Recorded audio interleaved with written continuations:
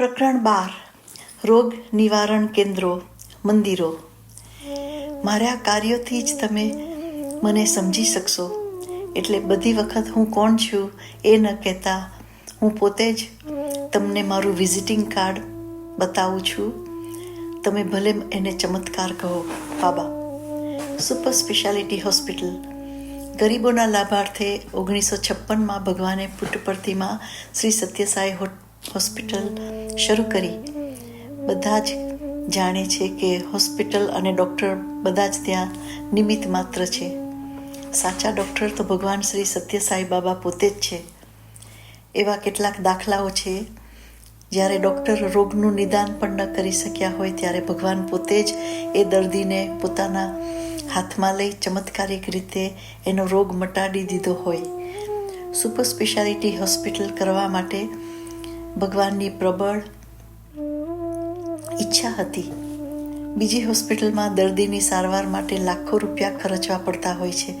અહીં હોસ્પિટલમાં બધી સારવાર મફત આપવામાં આવશે અને દુનિયાની એક બીજી અજાયબી છે.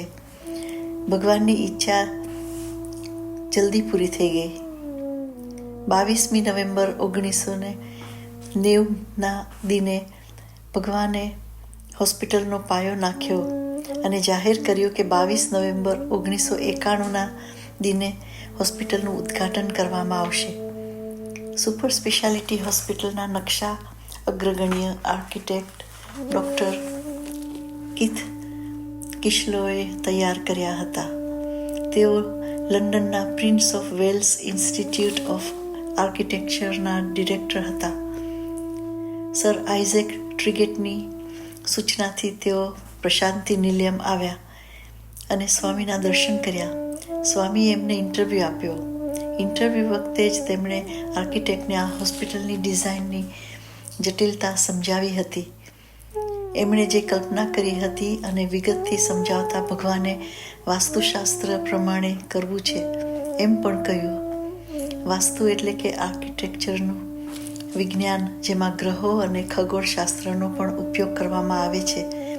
સ્વામીના આવા ઊંડા ટેકનિકલ જ્ઞાનથી એન્જિનિયર અચંબો પામ્યો. એ લંડન પાછા આવ્યા અને સ્વામીની સૂચના પ્રમાણે ડિઝાઇન દોરવા શરૂ કર્યું. એ પ્રમાણે એ ડિઝાઇન ન કરી શક્યા. એક મિત્રની સલાહ પ્રમાણે મનમાં બાબાના શરણે ગયા અને તેમણે પોતાને બાબાના હાથનું હથિયાર છે એમ કલ્પના કરી.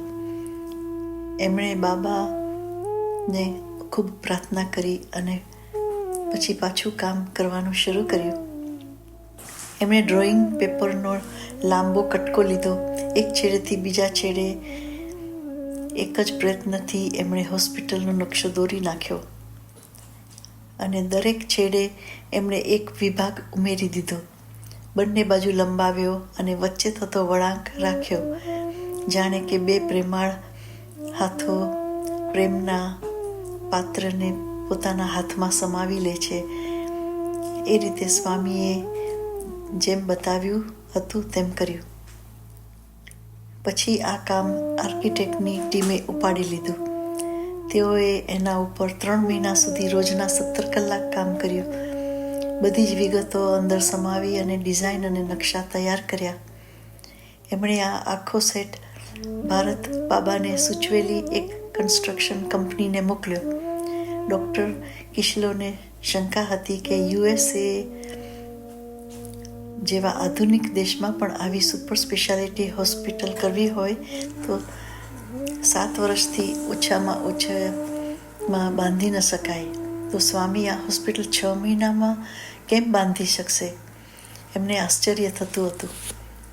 લંડનથી આર્કિટેક્ટ આવ્યા. તેઓએ પાયો નાખ્યો અને 3 થી 4 ફીટ ઊંચા સિમેન્ટ કોન્ક્રીટના થાંભલા ચણ્યા. 2 મહિનામાં સ્વામી જ્યારે બેંગ્લોર ગયા ત્યારે આ આર્કિટેક્ટો પોતાના ઘર પાછા ચાલી ગયા. 1991માં મે મહિનાની 22 તારીખે સ્વામી બેંગ્લોરથી કોડાઈ કેનાલ જતા હતા ત્યારે રસ્તામાંથી કર્નલ જોગા રાવને એમણે પોતાની સાથે લીધા અને બાંધકામ કેટલું થયું છે એ જોવા સ્થાન પર ગયા. જવાના એ દિવસ અને ઉદ્ઘાટનની જાહેર કરેલી તારીખ 22 નવેમ્બર 1991. વચ્ચે બરોબર 6 મહિના હશે. બાંધકામ ઘણું મોટું કરવાનું હતું. આધુનિક મેડિકલ સાધનો વસાવવાના હતા, નિર્માણ કરવાના હતા. આવી હજારો જરૂરિયાતો પરિપૂર્ણ કરવાની હતી. આ બધું સ્થાપન થાય પછી હોસ્પિટલ ચાલુ કરી શકાય. કર્નલ જોગારાવે કહ્યું, સ્વામી, આપણે હજારો મજૂરોને રાતને દિવસ કામ કરાવીએ તો પણ તમને લાગે છે કે 22 નવેમ્બર સુધી આ યોજના પરિપૂર્ણ થશે? ફંડનું શું? સ્વામી વચ્ચે જ બોલ્યા, શંકા અને અનિશ્ચિતતાના મોજા ન ઉપજાવો. સ્વામીની ઈચ્છા પરિપૂર્ણ થશે જ. એમણે પછી ભારતના એન્જિનિયર બ્રિગ બોસને બોલાવ્યા અને એમને સૂચના આપી, મેસર્સ લાર્સન અને ટ્રુબો પાસેથી 2000 કારીગરો લઈ આવો. એની પાસે કામ કરાવો, પણ આ કાર્ય સમયસર પૂરું કરો. અને પોતે કોડાઈ કેનાલ જવા રવાના થયા. બ્રિગ બોઝે સ્વામીએ કહ્યું હતું એમ કર્યું. એમણે ખરા દિલથી આ કામનો બધો ભાર સ્વામીના ઈશ્વરીય ભાર પર મૂકી દીધો. એણે રોજના 2000થી વધારે મજૂરો કામ કરવા રોક્યા. એ રાતને દિવસ કામ ચાલે છે કે નહીં એની તકેદારી રાખતા હતા. તેમના આ પ્રયત્નોનું ધાર્યું ફળ આવ્યું. જાહેર કરેલી તારીખ પહેલાં 15મી ઓક્ટોબર 1991, એટલે કે મહિના પહેલાં આવું ગંજાવર મકાન બંધાઈ ગયું અને હોસ્પિટલ નિષ્ણાતોને સાધનો લાવવા માટે આપી દીધું. સર આઇઝેક ટ્રિગરે ઘણા વૈદ્યકીય સાધનો દાનમાં આપ્યા. ભારતની સરકારે પણ વિમાન ભાગે પુટ્ટપર્તીએ લઈ જવા દીધા. જકાત અને વેરા વગેરે બધું માફ કરી દીધું હતું. જેટ એરક્રાફ્ટને માલ ઉતારવાની સુવિધા પડે એટલે 1 વર્ષ પહેલાં પુટ્ટપર્તીનું એરપોર્ટનું આંતરરાષ્ટ્રીય ઢબે નવનિર્માણ કર્યું. અમેરિકન સાઈ ફાઉન્ડેશનના જાહેર જોન સિન્કલેર તરફથી કરોડ રૂપિયાનું દાન મળ્યું. એમાંથી આધુનિક સાધનો જેવા કે બ્લડ ટેસ્ટ માટેના એવા બધા યુએસએથી મેળવી શકાયા. આ મશીનમાં 20 જુદા જુદા પ્રકારના બ્લડ ટેસ્ટ 1 કલાકમાં 600 દર્દીઓના થઈ શકે અને એનું પરિણામ ડૉક્ટરોને અભ્યાસ અને પૃથ્થકરણ માટે આપી દેવાય એવી વ્યવસ્થા હતી. એના કમ્પ્યુટરમાં 1 કરોડ દર્દીઓના પરિણામો સાચવી શકે છે અને જ્યારે જરૂર પડે ત્યારે સઘળી માહિતી રજૂ કરી શકે છે. અંતે 22 નવેમ્બર 1991નો મહાન દિવસ આવી પહોંચ્યો. ભગવાન શ્રી સત્યસાઈ બાબાની દિવ્ય ઈચ્છા પ્રમાણે હોસ્પિટલના ઉદ્ઘાટનના પહેલા જ દિવસે 4 ઓપન હાર્ટ સર્જરીના ઓપરેશન કરવામાં આવ્યા. 1 વર્ષ પહેલાં ઉદ્ઘાટનનો દિવસ જાહેર કરવામાં આવ્યો હતો. 6 મહિના પહેલાં ત્યાં ફક્ત ખેતરો જ હતા. 5.5 મહિનામાં સમયગાળામાં ભવ્ય મકાનો બંધાઈ ગયા. દુર્લભ અને આધુનિક વૈદ્યકીય સાધનો સીધા પુટ્ટપર્તી એરપોર્ટ પર આવી ગયા. પહેલાં જાહેર થયું હતું એમ હોસ્પિટલ ચાલુ થઈ ગઈ અને ઓપન હાર્ટ સર્જરી પણ ઉદ્ઘાટનના દિવસે જ કરવામાં આવી. દુનિયાના નિષ્ણાતો મોંમાં આંગળા નાખી ગયા. આવી બીજી સુપર સ્પેશિયાલિટી હોસ્પિટલ બેંગ્લોરમાં કરવામાં આવી છે. એને માટે પણ બાબાનો દિવ્ય સંકલ્પ હતો. નવેમ્બર 1999માં હોસ્પિટલની જાહેરાત કરી અને નવેમ્બર 2000માં તો થઈ ગઈ. 19 નવેમ્બર 2000ના દિને ભગવાન શ્રી સત્યસાઈ બાબાએ કહ્યું, સાઈ સંસ્થાઓ શાશ્વત છે. તેઓ ગરીબોની કાયમ સેવા કરશે. ભગવાન શ્રી સત્યસાઈના સંકલ્પ અને એને કેવી રીતે અમલમાં મૂકે છે એ આપણે તો આશ્ચર્યથી જોયા જ કરવું પડે તેમ છે. એમણે એક વખત કહ્યું હતું કે મારી ઈચ્છા પરિપૂર્ણ થવાની જ છે. 14 ભુવનો ભેગા થઈને એનો વિરોધ કરશે તો પણ એને નહીં અટકાવી શકે. મારી દૈવી શક્તિને સમજવાની તાકાત કોઈ પાસે નથી. કોઈ પણ ભગવાન બ્રહ્માથી લઈને નીચે કોઈ પણ તેને સમજી નહીં શકે. એ અતિ બુદ્ધિશાળી માણસને પણ એના કરોડમાં ભાગને સમજવો ઘણો અઘરો પડે તેમ છે. માણસોએ આવા ભગવાનની ગંભીર શબ્દોને યાદ કરવા જોઈએ. પ્રસાદની શક્તિ. હૃદયની બીમારીથી પીડાતી પોતાની પુત્રીને એક દંપતી પુટ્ટપરથી લઈ આવ્યા. સુપર સ્પેશિયાલિટી હોસ્પિટલના ડૉક્ટરે એના હાર્ટમાં 2-3 કાણા જોયા. કેસ તાકીદનો હતો એટલે ડૉક્ટરોએ બીજે દિવસે સવારે એની ઓપન હાર્ટ સર્જરી કરવાનું નક્કી કર્યું. તરત જ એણે હોસ્પિટલમાં દાખલ કરી.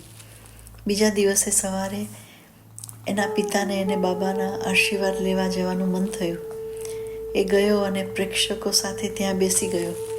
સદા કરુણાળુ બાબા ભક્તોની વચ્ચે ફરતા હતા.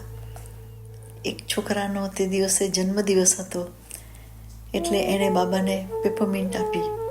બાબાએ સ્વીકારી અને થોડીક પ્રેક્ષકો તરફ ફેંકી. હાર્ટ પેશન્ટ બાળકીના પિતાના ખોળામાં પણ એક ટોફી પડી. એણે એને સ્વામીનો પવિત્ર પ્રસાદ ગણી સ્વીકારી લીધી. એ પોતાની પુત્રી પાસે ગયો અને એ પ્રસાદ ખાઈ જવા કહ્યું. થોડી વારમાં જ દર્દીને ઓપરેશન થિયેટરમાં દાખલ કરી. ડૉક્ટરે છેલ્લો એક્સરે લીધો અને એમના ભીતિયુક્ત આશ્ચર્ય વચ્ચે એમણે એના હાર્ટમાં કાંઈ જ દોષ જોયો નહીં. તેઓએ કહ્યું, આને ઓપરેશનની જરૂર નથી અને એને રજા આપી દીધી. સ્વામીના અસીમ પ્રેમ અને કરુણાને કોઈ શબ્દોમાં સમજવા શક્ય છે? સર્જરી કોણે કરી? જાત જાતના રોગોથી પીડાતા એક માણસ સુપર સ્પેશિયાલિટી હોસ્પિટલમાં હૃદયનું ચેકઅપ કરાવ્યું. એની સ્થિતિ બહુ જ દુઃખદાયક હતી. ડૉક્ટરોને એવું લાગ્યું કે એનું શરીર કોઈ પણ પ્રકારની સર્જરી સહન કરી નહીં શકે. દર્દી સ્વામીને પ્રાર્થના કરતો હતો. એણે ભગવાનને પ્રાર્થના કરી કે એનું ઓપરેશન કોઈ પણ હિસાબે થવું જોઈએ અને એને પાછું સારું થઈ જવું જોઈએ. ભગવાને એની પ્રાર્થના સાંભળી. ભગવાને ડૉક્ટરો સાથે વાત કરી અને પૂછ્યું, પેલા ખાસ દર્દીની હાલત કેવી છે? તેઓએ સમજાવ્યું કે એ જાતની બીમારી છે અને તે કોઈ જાતનું ઓપરેશન સહન નહીં કરી શકે એવું તમને લાગે છે. સ્વામીએ કહ્યું, ઓપરેશન કરો, કંઈ ખરાબ નહીં બને, હું જોઈશ. ઓપરેશન થયું અને ડૉક્ટર ખૂબ જ આશ્ચર્ય સાથે એ સફળ થયો. થોડા દિવસ પછી સ્વામી એની તબિયત વિશે પૂછ્યું. ડૉક્ટરે કહ્યું, ઓપરેશન બહુ જ સફળ થયું છે અને હવે એની તબિયત એકદમ સરસ છે. સુપર સ્પેશિયાલિટી હોસ્પિટલનો એવો રિવાજ છે કે જટિલ કેસ હોય અને એનું ઓપરેશન કરવામાં આવ્યું હોય તો એની વિડીયો ફિલ્મ લેવાની. સ્વામીએ ડૉક્ટરને પેલી વિડીયો ફિલ્મ જોવા કહ્યું. જ્યારે તેઓએ આ ફિલ્મ જોઈ ત્યારે નવાઈ લાગી.